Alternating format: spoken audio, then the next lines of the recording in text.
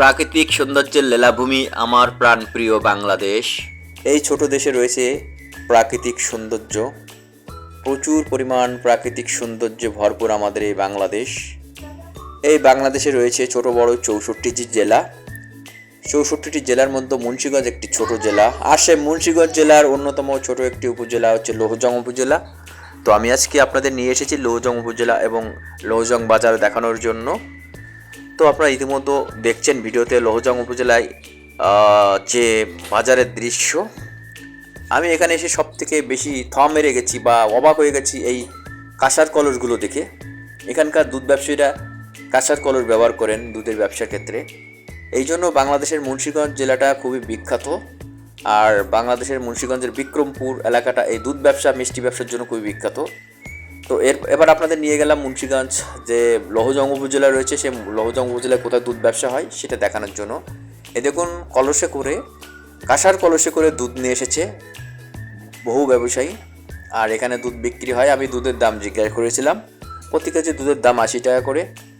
আর প্রাচীন আমলে ব্যবহৃত হতো এই কাঁসার কলস, কিন্তু ইদানিং এই সমস্ত ব্যবহার দেখা যায় না।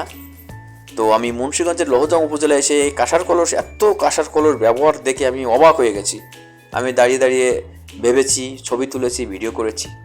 সত্যি অপূর্ব অপূর্ব কাঁসার কলসের এত ব্যবহার যে মুন্সিগঞ্জের লৌহজং উপজেলায় হয়, বাংলাদেশে আর কোথাও এত ব্যবহার হয় বলে আমার জানা নাই।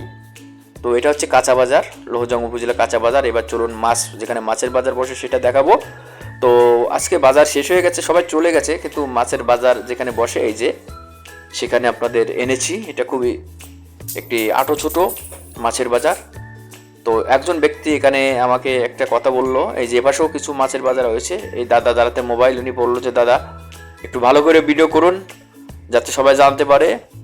বৃষ্টি হলে পারা এখানে প্রচুর পরিমাণ জল দাঁড়ায়, আসলে তাই বৃষ্টি হলে বাজারটা তলিয়ে যায় জলে। তো বাজার থেকে বেরোয় আমি রাস্তা দিয়ে হাঁটা ধরেছি এবং হাঁটতে হাঁটতে যাচ্ছি যে উপজেলা ভূমি অফিস রয়েছে, সেই উপজেলা ভূমি অফিসের দিকে। আর দুপাশে বাজার আছে, দোকানপাট, আর হালকা পাতলা যান চলছে। আজকে 26শে মে 2026 সাল, মোটামুটি বৃষ্টির দিন, আর প্রচণ্ড বৃষ্টি হয়েছিল। আমি যখন লৌহজং উপজেলায় পৌঁছেছিলাম, অটো থেকে নামার পরপরই বৃষ্টি হয়েছে প্রচুর পরিমাণ।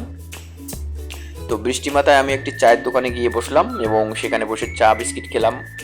খাওয়ার পরে দুপুরের নাস্তা, দুপুরের যে লাঞ্চ সেটা করলাম।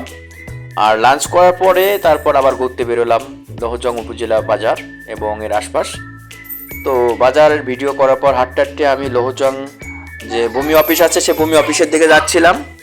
সেই ভূমি অফিসে যাওয়ার পথে দেখলাম সেখানে সাব রেজিস্ট্রারের কার্যালয় আছে, এই যে এখানে রেজিস্ট্রি করা হয়। আর সামনে রয়েছে মূলত সহকারী কমিশনার ভূমি, ওনার কার্যালয়। তো আমি মূলত সেখানে যে ভিডিওটি শেষ করব। তো সে সহকারী কমিশনার ভূমি, তার অফিসের সামনে রয়েছে আমাদের বাংলাদেশের বিখ্যাত নদী পদ্মা নদী। সেই সৌন্দর্যে ভরপুর আমাদের পদ্মা নদী আমাদের বাংলাদেশকে খুবই মহিমান্বিত করেছে। বাংলাদেশের কয়েকটি বড় নদীর মধ্যে পদ্মা অন্যতম বড় নদী। এই যে আমি এসে গেছি সহকারী কমিশনার ভূমির কার্যালয়, আর এই সহকারী কমিশনার ভূমির কার্যালয়ের সামনেই আপনাদের অপূর্ব সুন্দর পদ্মা নদী। সত্যি দেখতে চমৎকার, আমার কাছে ভীষণ ভালো লেগেছিল। আমি ভীষণ মজা পেয়েছিলাম, একটা দিন এনজয় করেছি প্রচুর পরিমাণ। দেখুন কত বড় পদ্মা নদী এখানে দেখা যায়, দূরে ওই যে পদ্মা ব্রিজ দেখা যাচ্ছে, রেল ব্রিজ।